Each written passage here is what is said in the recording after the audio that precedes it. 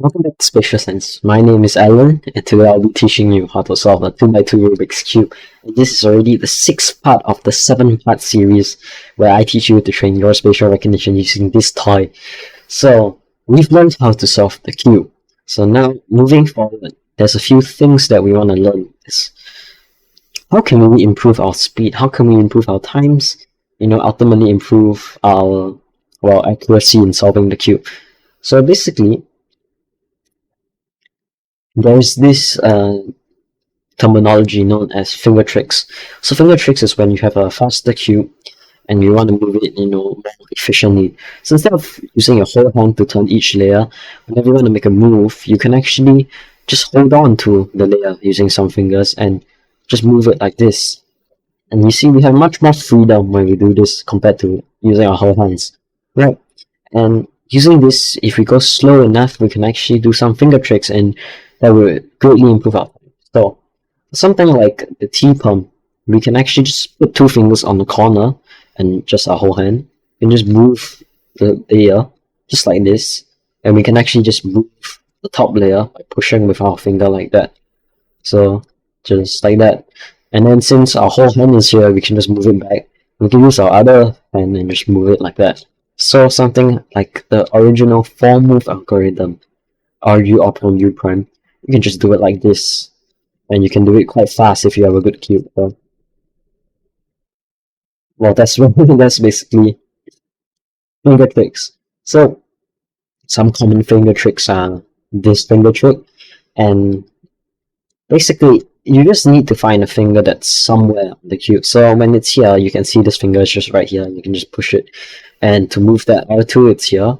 And this U prime, for say, how could you do it with just a thumb, right? Actually, what you can do is you can find the grip right here in your thumb and just barely put it on this corner. And when you do this, or do it with one hand, you can actually push the U layer. So once you push the U layer, you can actually have a good position to do the R prime. So again, so it's like this. You push the R prime, and then you finish out the algorithm. So a T-pump with a good cube can look something like this compared to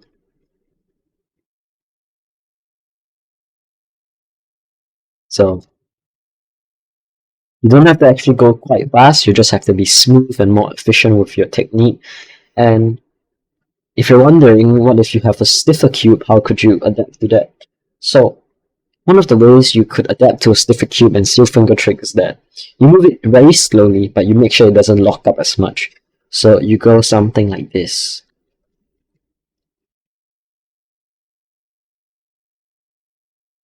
And that's still much better than moving with your whole hand.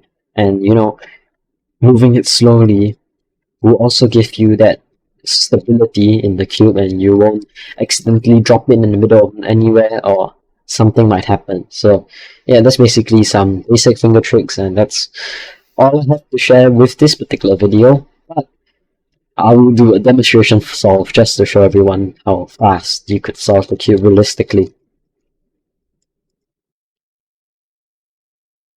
So this is a scrambled cube.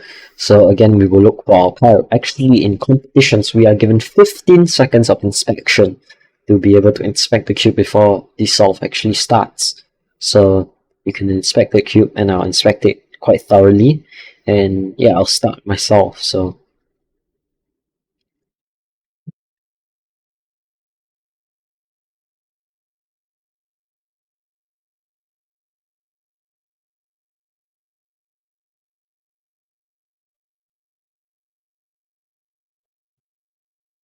that's basically it. The 2x2 cube is really small, really compact, and really nice. So when you get the hang of it, you can impress some people. You can solve it faster, slower, and just overall try and get better. It's definitely good to have a good speed cube to turn the moves faster and more reliably. But if you have one of those old school